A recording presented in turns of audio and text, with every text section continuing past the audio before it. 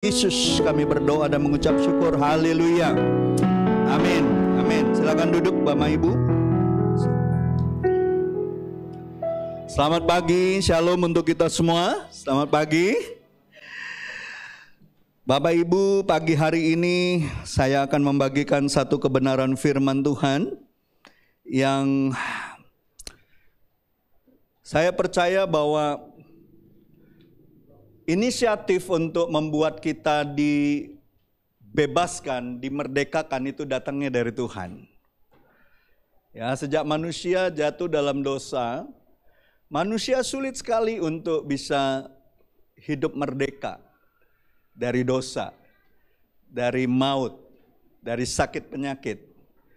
Dan dari sejak awal inisiatif untuk memerdekakan, untuk membebaskan umat Tuhan yang telah jatuh dalam dosa itu datangnya dari Tuhan. Bukan dari kekuatan manusia, amin? Ada amin?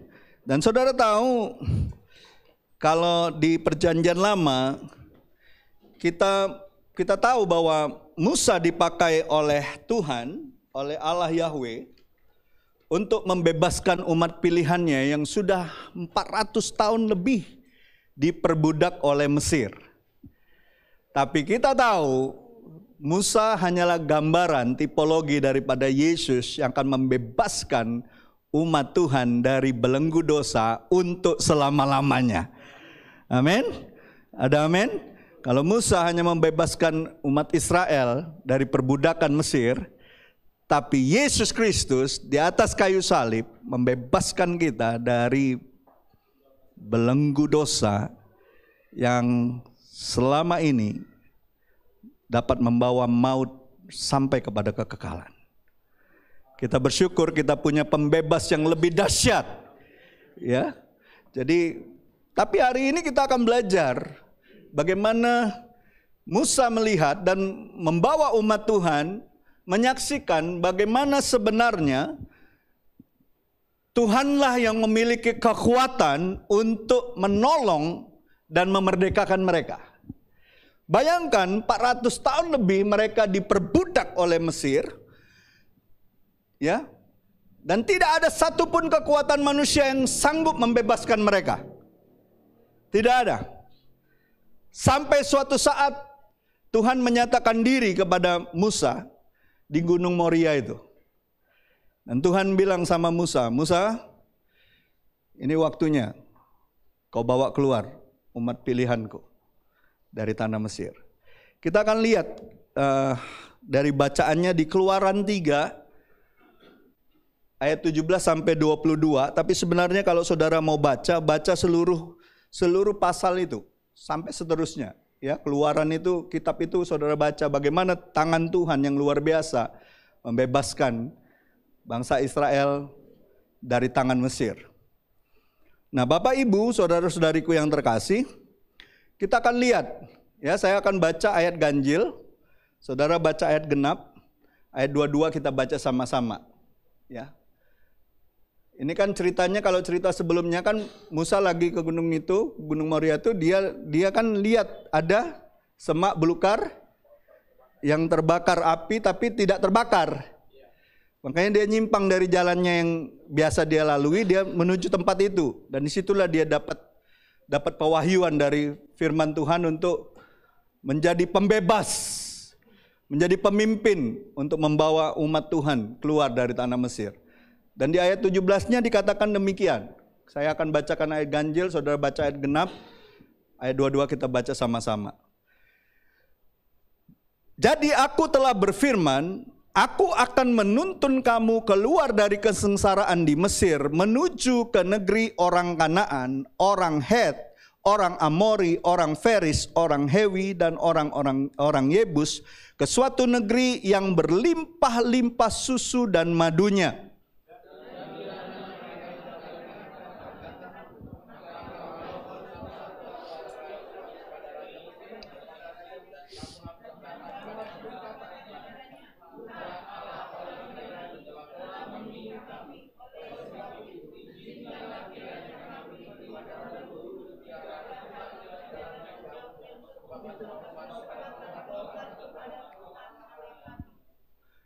Tetapi aku tahu, ya, tetapi aku tahu, siapa yang ngomong ini?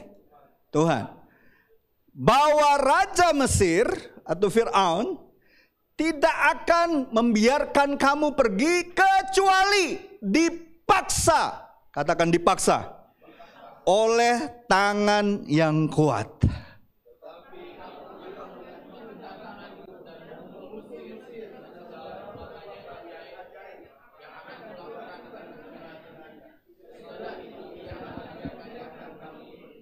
Dan aku, kata Tuhan, akan membuat orang Mesir bermurah hati terhadap bangsa ini, sehingga apabila kamu pergi, kamu tidak pergi dengan tangan hampa. Tapi tiap-tiap perempuan harus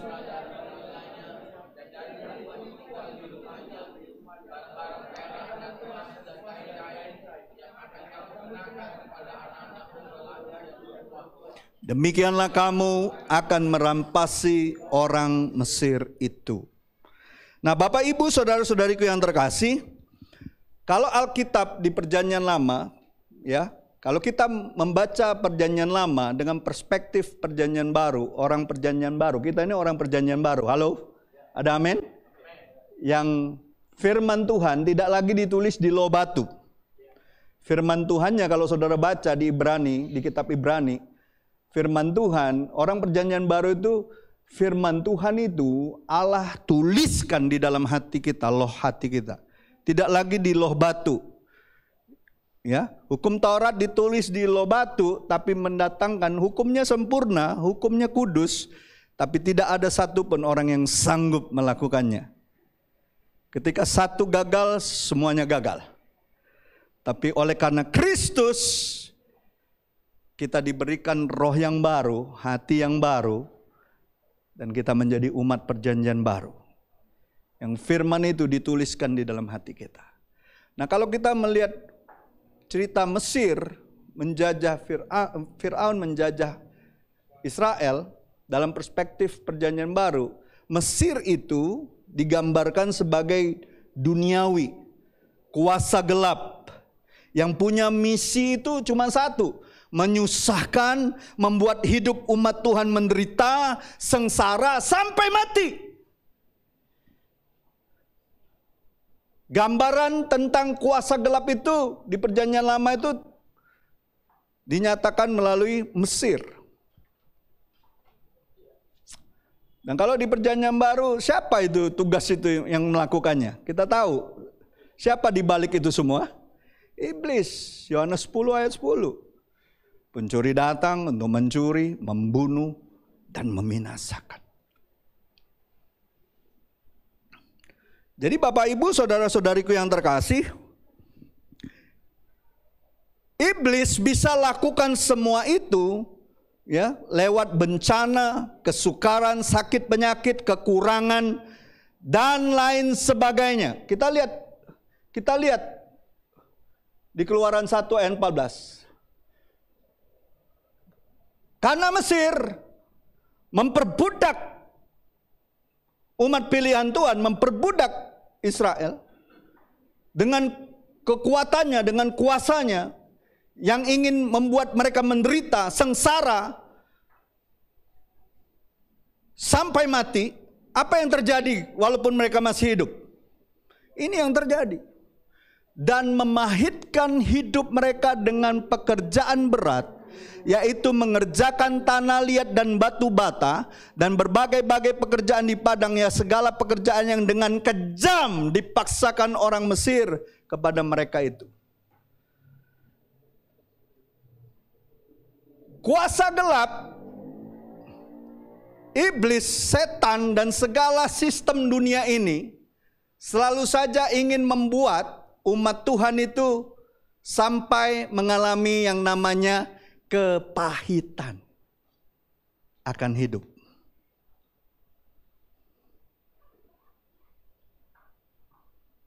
Mereka akan terus berusaha untuk memaksakan hal-hal yang dari mereka untuk membuat umat pilihan Tuhan sampai hidupnya pahit. Ya. Ingat gak cerita cerita kemarin, gara-gara sakit penyakit 38 tahun, orang lumpuh itu, apa yang terjadi? Waktu Tuhan ngomong, maukah kau sembuh? Seharusnya dia jawab dengan simpel aja kan. Mau, Tuhan mau. Ya kan? Tapi apa yang terjadi?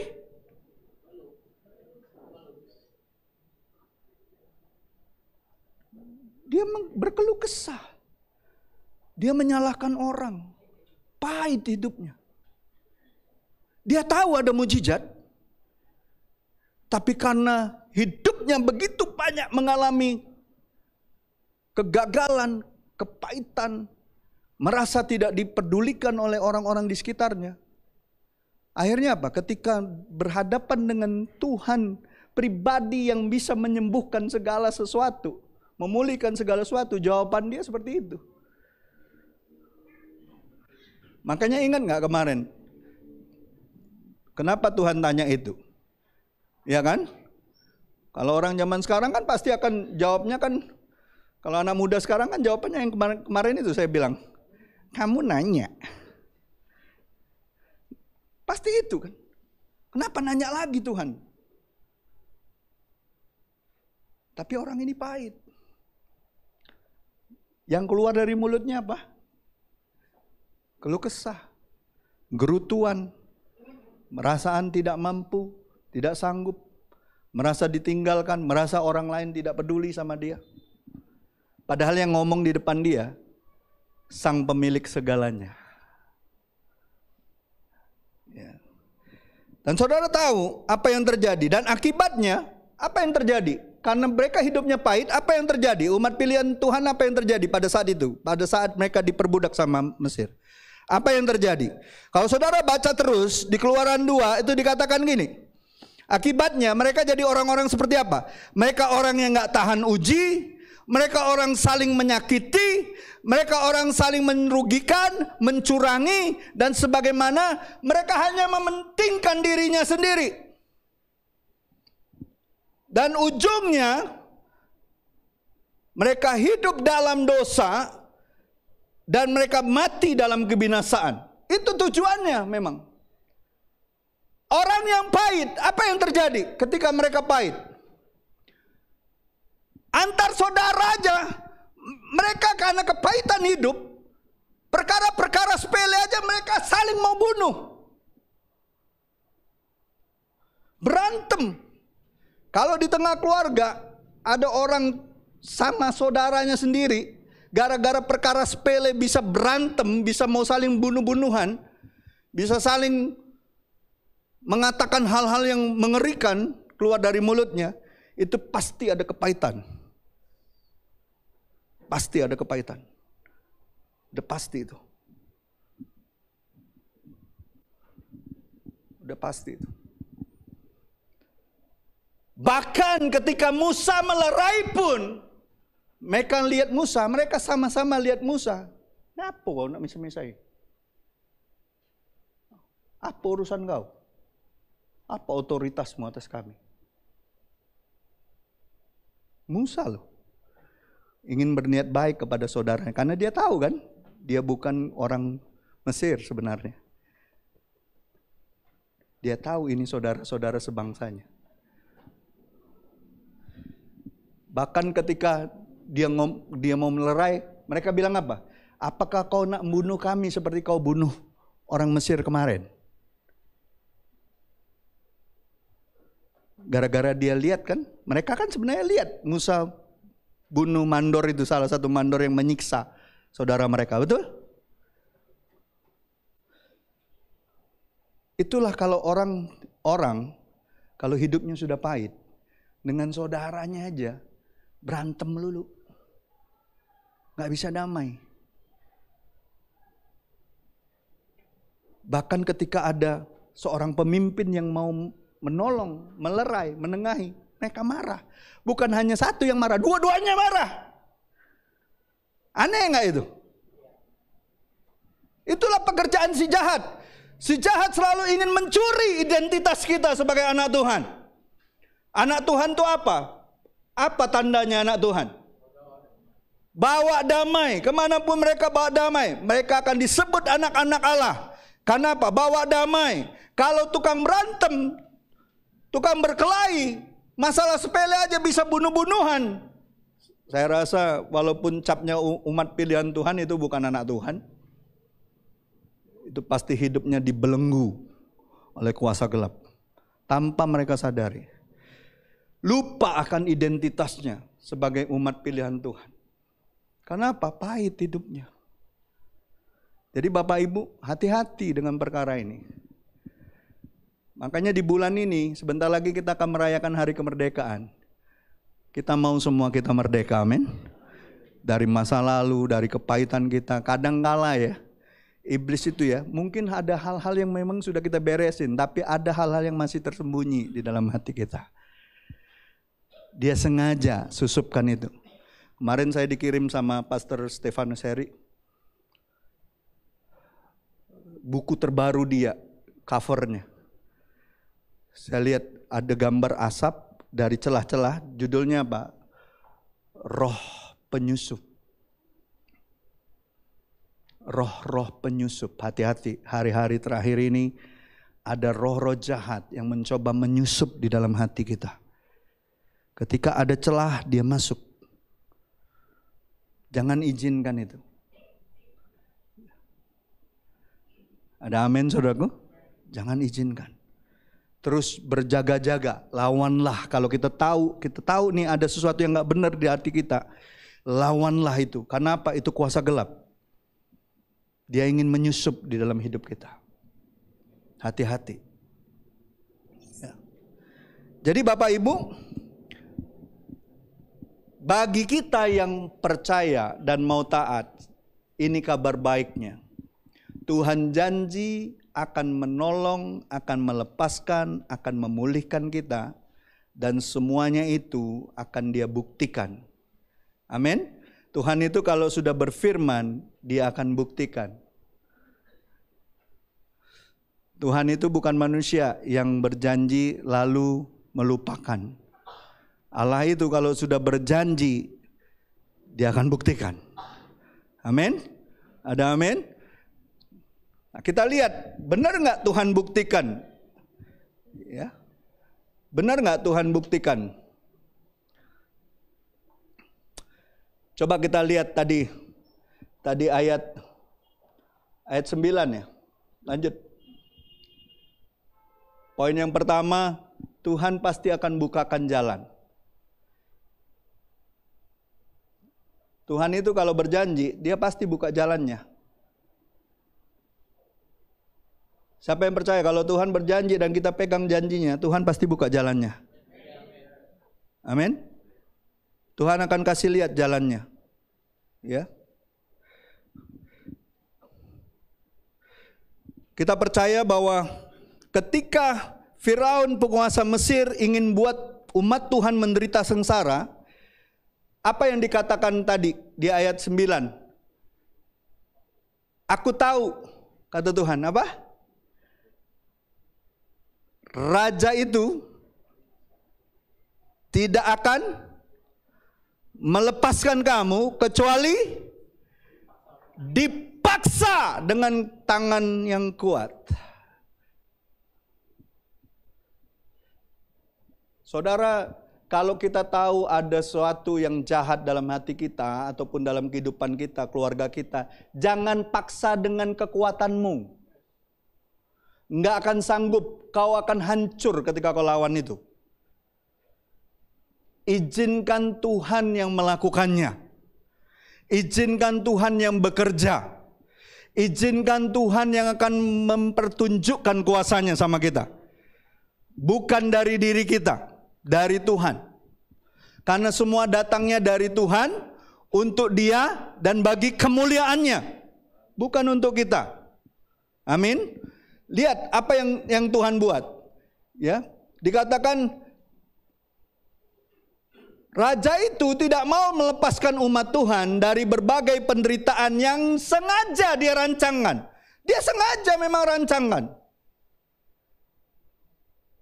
Saudara harus tahu, iblis itu memang sengaja merancangkan hal-hal yang jahat sama kita. supaya kita lemah, supaya kita letih, lesu, berbeban berat, supaya kita hancur pada akhirnya. Dia sengaja. Dia buat segala sesuatu yang kita kerjakan terasa berat. Karena ada lagunya kan. Bila hati terasa berat, tak seorang pun mengerti bebanku. Tanyanya sama siapa? Sama Yesus. Jangan tanya sama yang lain. Tanya Yesus. Karena semua ada dalam sepengetahuan Dia. Jawabannya ada di dalam Yesus. Tapi jangan ajarin anakmu ya. Kalau ujian, jawabannya ada di dalam Yesus. Semua ulangan dijawab kayak gitu, saudara. Kalau yang nggak tahu dia jawab, semua ada di dalam Yesus jawabannya.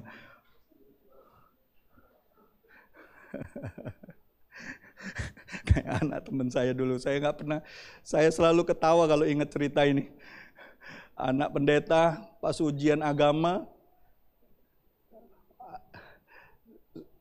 soal esai, Eli, Eli lama sabaktani. Apa artinya? Anak pendeta jawabannya, Eli, Eli, apa kabarmu?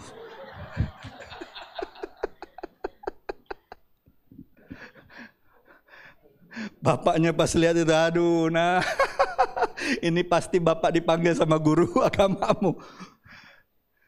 Ya, kadang-kala, ingat, kita ini harus tahu. Kita ini banyak hal yang kita nggak ngerti dalam hidup ini. Jangan sok tahu. Bilang sama sebelahmu, jangan sok tahu. Walaupun, maaf ya, saya kasih tahu ya, perkara yang sudah pernah kita alami, tiba-tiba hampir mirip nih kita alamin lagi nanti. Jalannya nggak mungkin sama. Jangan coba-coba, sudah pengalaman, sudah bisa ini lewatin. Jangan. Tanya Tuhan. Tuhan selalu punya cara yang baru untuk menyelesaikan. Cara yang ajaib. Cara yang di luar akal pikiran kita.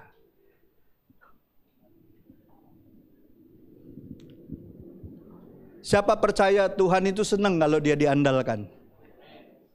Saudara percaya? Kalau tiap hari kita ngandalkan Tuhan, Tuhan tuh seneng kita ngandalkan Dia.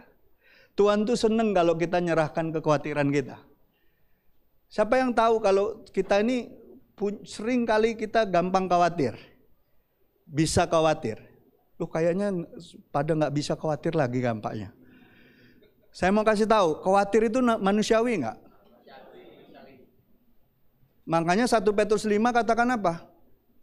Kalau saudara baca ayat 6-10, ada satu pernyataannya, serahkanlah segala kekhawatiranmu, karena Dia yang memelihara kamu. Loh kalau kita khawatir, lalu kita berpikir sendiri, kita susah sendiri, kita nggak serahkan ke dalam tangan Tuhan, siapa yang pelihara hidupmu? Siapa yang pelihara keluargamu? Siapa yang pelihara bisnismu? Kekuatanmu? Nggak akan sanggup. Kenapa? Karena tiap saat iblis itu berkeliling. Berkeliling, dia akan lihat yang mana yang sudah lemah, dia tahu. Bilang sama sebelahmu, iblis itu tahu kelemahanmu. Iblis itu tahu kelemahanmu. Jangan kau pikir, Rasul Paulus bilang, kalau kau berpikir bahwa kau sudah kuat hari ini, siap-siap kau jatuh. Iblis tahu kelemahan kita. Iblis tahu kelemahan saya. Makanya kita butuh Tuhan setiap hari. Kita butuh perlindungan Tuhan. Makanya saudaraku, apa yang terjadi ketika mereka menderita oleh rancangan Raja Mesir ini, Firaun ini, Tuhan tahu bahwa Raja Mesir ini tidak akan melepaskan umat Tuhan. Saudara tahu nggak? Setan tuh nggak mau lepaskan saudara dan saya.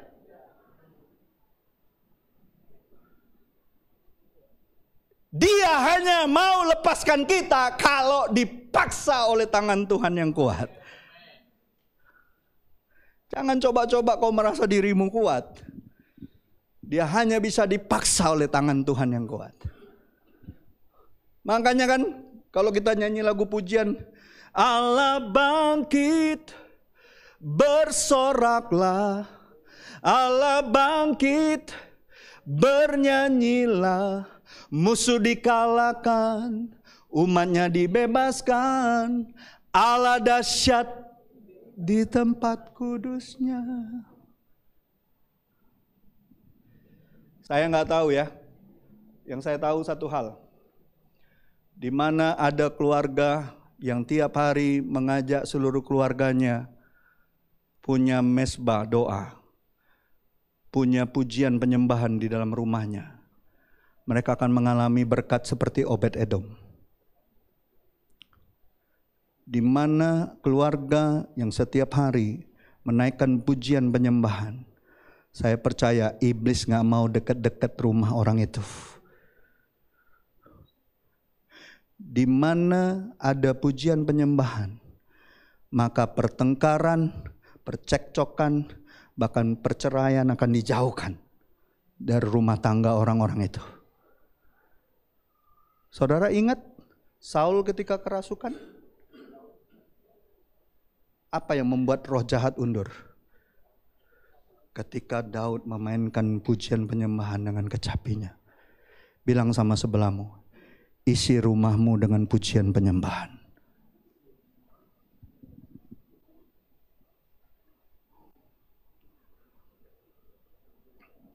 Jangan coba-coba di rumahmu kau putar terus lagu dangdut-dangdutan.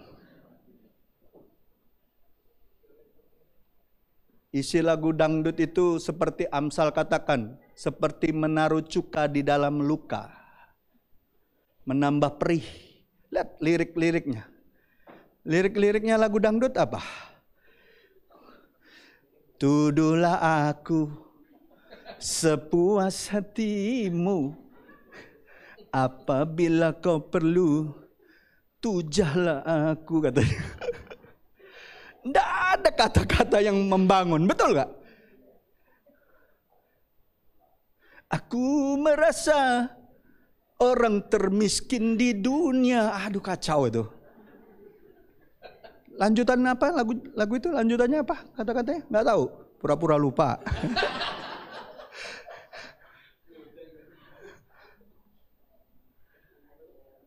Yang penuh derita, berhiaskan air mata. Aduh. Rela-rela. Kacau itu lagu. Udah terpuruk dengar lagu model kayak gitu. Jadilah kau burung dalam sangkar. Ya kan? Burung dalam sangkar. Ingat lagu burung dalam sangkar?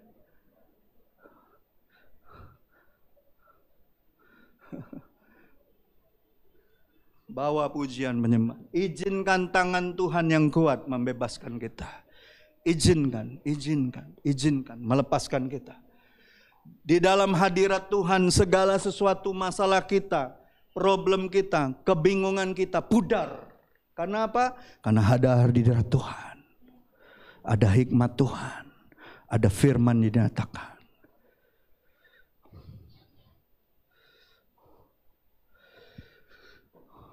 Ya. Saya percaya bahkan saudara tahu ketika mereka Tuhan turunkan tangannya yang kuat, 10 tulah turun, betul? Terakhir tulah anak sulung orang Mesir semuanya mati. Itulah kita merayakan Paskah pertama itu, betul? Mereka keluar.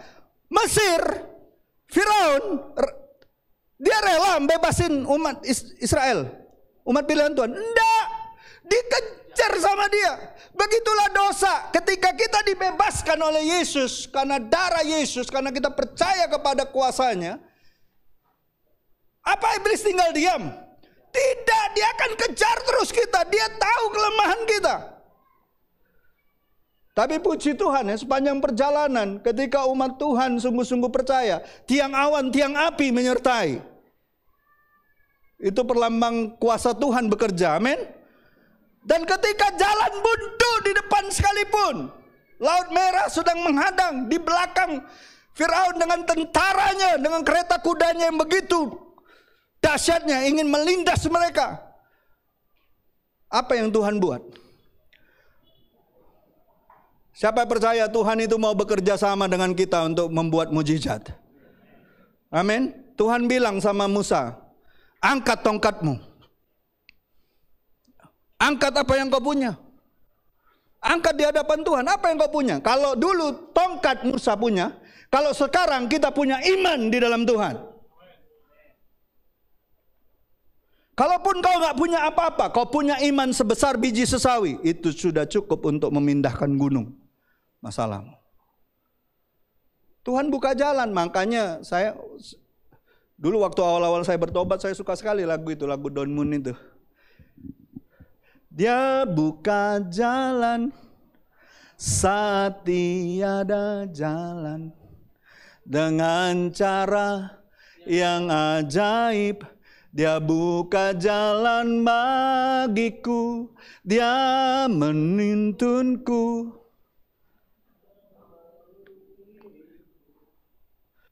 Dengan kasih dan kuasanya, dia buka jalan. Dia buka jalan. Kalau Tuhan buka jalan, kasih-Mu makin bertumbuh, iman-Mu makin kuat, keyakinan-Mu makin kokoh. Amin. Amin. Siapa yang percaya ketika jalan-jalanmu saat ini sedang mengalami begitu banyak kesulitan, waktu kau lihat tangan Tuhan membuka jalanmu, iman-Mu bertumbuh, pengharapan-Mu makin besar.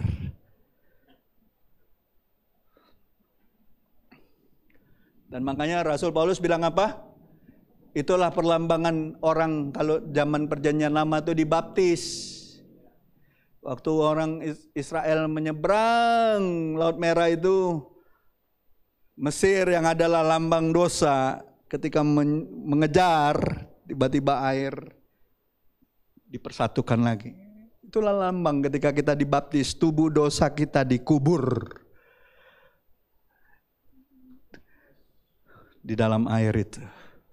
Medianya air. Ada amin? Ada amin saudaraku? Siapa yang percaya dalam hidupmu ada tangan Tuhan yang kuat, yang akan menolongmu, yang akan membebaskanmu, yang akan memerdekakanmu. Apapun masalahnya, tundukkan kepala, tutup matamu, pandang bahwa Tuhan ada di depanmu sedang mengulurkan tangannya yang kuat. Amin. Kalaupun doamu, kau gak sanggup lagi berdoa, kau hanya bisa ngomong gini, Tuhan tolong. Tuhan pasti tolong. Sudah dibuktikan oleh Petrus.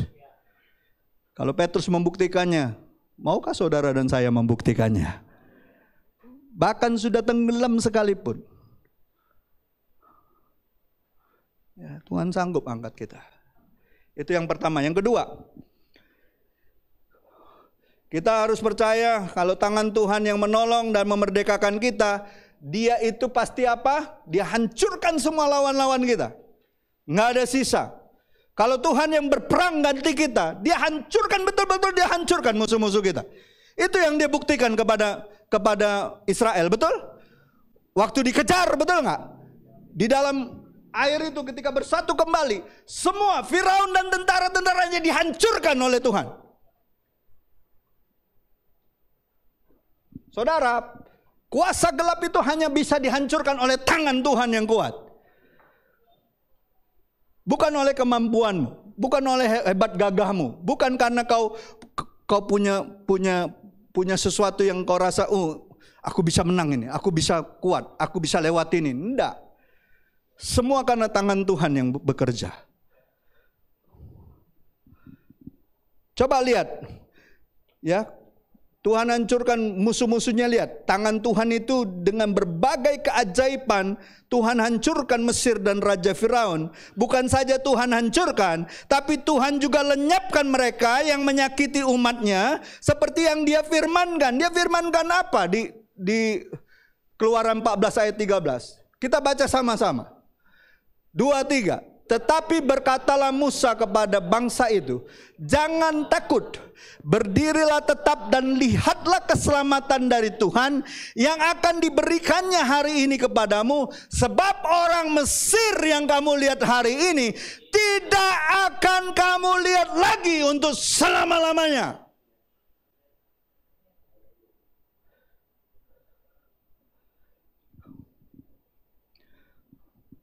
Kalau kita sungguh-sungguh menaruhkan kepercayaan kita sama Tuhan, nggak bermain-main, nggak lihat ke belakang lagi, nggak lihat masa lalu lagi, percayalah, dosa-dosa dari masa lalumu, hal-hal yang mencoba mengikatmu, tidak akan kau lihat lagi.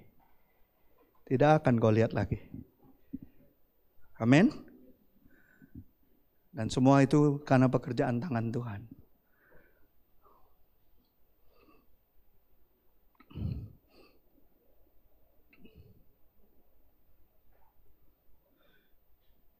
Bodoh kalau kita masih melihat dosa-dosa kita masa lalu. Tuhan aja melupakannya. Untuk apa kita ngingatnya? Kan Tuhan bilang kan, sejauh timur dari barat Engkau melempar dosaku. Takkan kau ingat lagi pelanggaranku.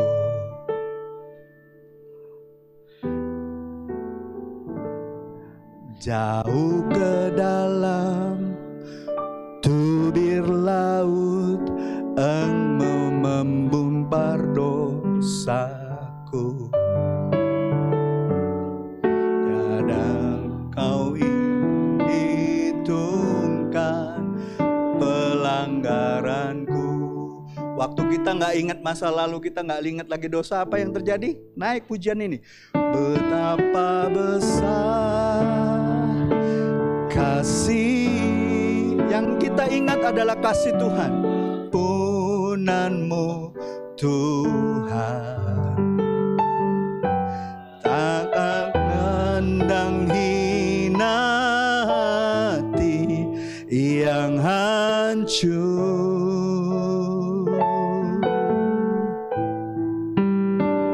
Berterima kasih pengampunmu ya Tuhan, pengampunan yang kau beri pulihkanku.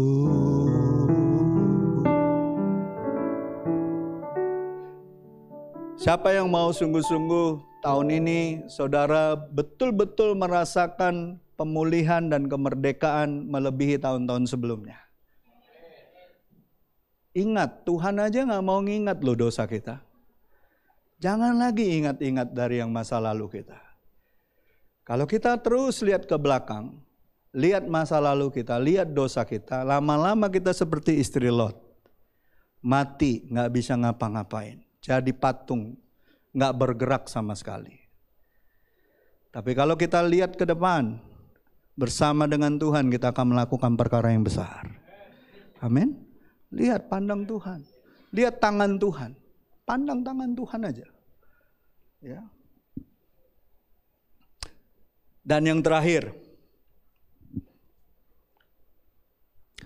saya mau tanya sama saudara, apakah Tuhan membebaskan bangsa Israel ya dari tangan Firaun itu hanya membebaskan mereka dari derita dan hanya untuk beribadah saja?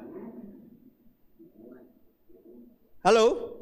Enggak cuman mereka diberdekakan, dibebaskan, enggak cuman mereka disuruh 3 hari perjalanan untuk beribadah.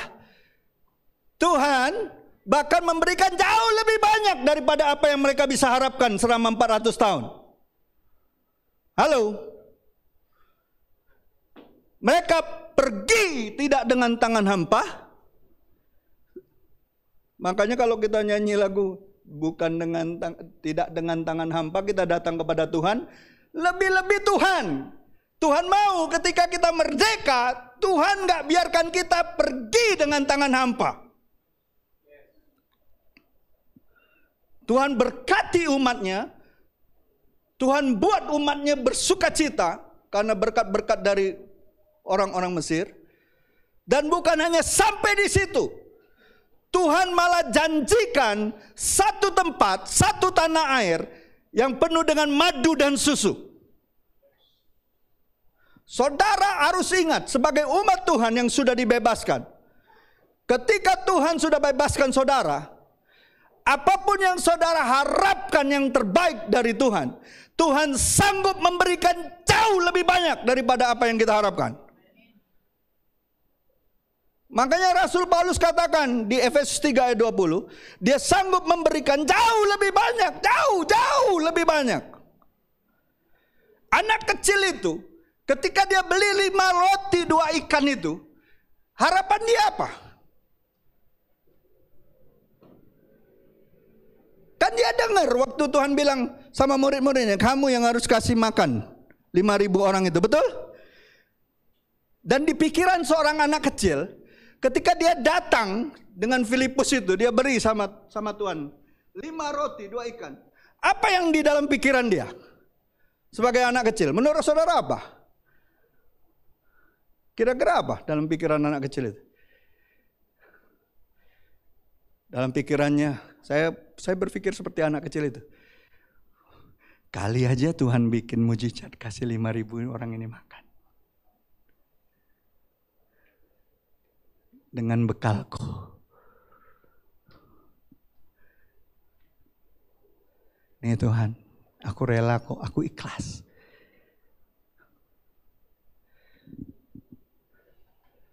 Apakah Tuhan buat hanya kasih makan 5.000 orang? Berapa lebihnya? Milik siapa itu?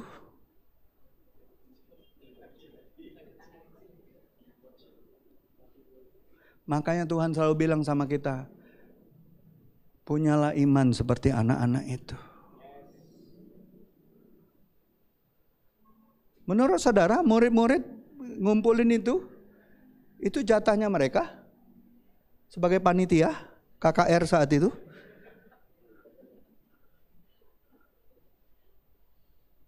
Itu punya anak kecil itu. Saudara, kalau kita punya mental merdeka di dalam Tuhan, kau harus berharap hal-hal besar yang Tuhan mau kerjakan. Bahkan melebihi ekspektasimu. Amin? Ada amin gak saudara? Saudara percaya gak perkataanmu itu punya kuasa? Saya kasih kesaksian ya. Berapa hari yang lalu Ibu Irma tuh bilang gini sama saya. Aduh, saya kok masih kangen ya sama Febel. Walaupun baru bulan lalu dikunjungin. Betul? Baru dikunjungin. Masih banyak hal yang pengen saya ngomong sama dia, jalan-jalan sama dia di Bali. Saya cuma dengar aja. Terus saya bilang gini, kemarin tuh kita bersyukur loh kita diberkati. Bisa ke Bali itu sekalian kunjungin anak-anak. Tapi kalau untuk pergi secara khusus kita ke sana, kita nggak punya uang ya, apalagi bayar semester anak 3 kuliah. Harus bayar semua, betul nggak? Cukup besar, 3 anak kuliah harus dibayar semua. Kami harus berpikir untuk men-setting segala keuangan untuk hal-hal yang perlu, yang memang dibutuhkan. Dan saudara tahu, saya cuma bilang sama Ibu Irma, ya kita doain aja lah. Siapa tahu nanti sebelum RS, kan Relation Summit September, tanggal 19 sampai ini ada hal yang baik Tuhan mau kerjakan. Dan saudara tahu, tiba-tiba kemarin saya ditelepon sama seseorang, Pastor, mau nggak Pastor? September tanggal 15 saya undang untuk acara pernikahan anak kami. Di mana? Saya bilang, saya pikir di Palembang kan? Di Bali.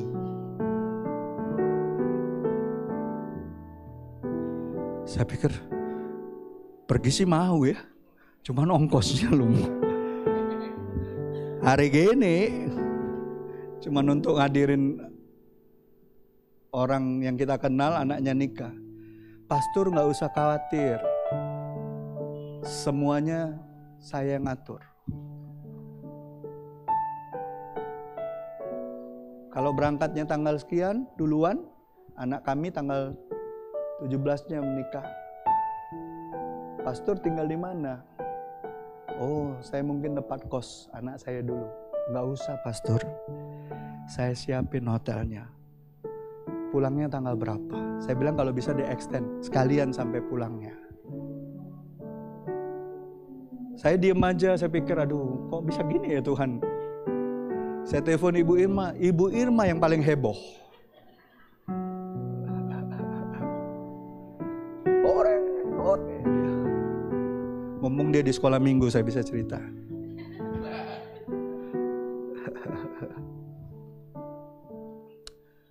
Saudara, harapkanlah hal-hal terbaik dalam Tuhan atas hidupmu. Kalaupun kita gak punya apa-apa, kita punya Tuhan yang punya segalanya.